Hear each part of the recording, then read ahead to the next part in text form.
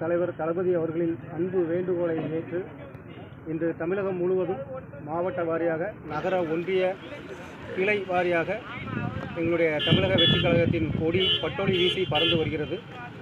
அன்பு தளபதி அவர்கள் குறிப்பிட்டபடி முறையாக அனுமதி பெற்று நீங்கள் கொடிக்கம்பங்களை மாவட்ட நிர்வாகத்திடம் அனுமதி பெற்று அமைத்து கொடிகளை பறக்க விடுங்கள் என்று சொன்னால், எங்களுக்கு முறையான அனுமதி என்பதே இங்கு கிடையாது.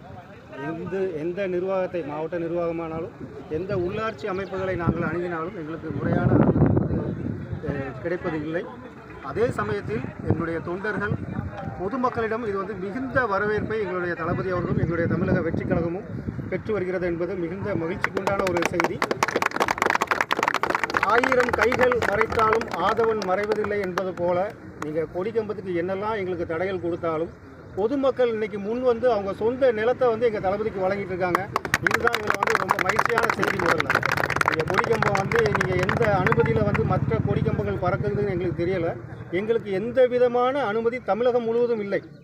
அதே சமயத்தில் நீங்கள் என்னதான் தடுத்தாலும் பொதுமக்களும் தொண்டர்களும் தங்களுடைய சொந்த நிலங்களை, இன்றைக்கு பார்த்தீங்கன்னா திசைவிலையில் ஒரு மிக 60 அடி உயரத்தில் ஒரு கொடிக்கம்பம் பறக்குது.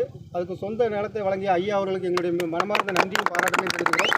இதே போல் தமிழகம் முழுவதும் அனைத்து பொதுமக்களும் முன் அவங்களுடைய நிலங்களை எங்களுக்கு வழங்கிட்டு இருக்காங்க, எங்கள் சொந்த இடத்துல அமைச்சிக்கிங்கன்னு.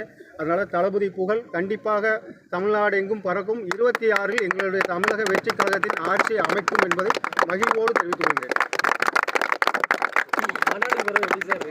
மாநாடுக்கு பிறகு மிகுந்த எழுச்சியாக இருக்குங்க. பொதுமக்கள்கிட்ட மிகப்பெரிய வரவேற்பு இருக்குது.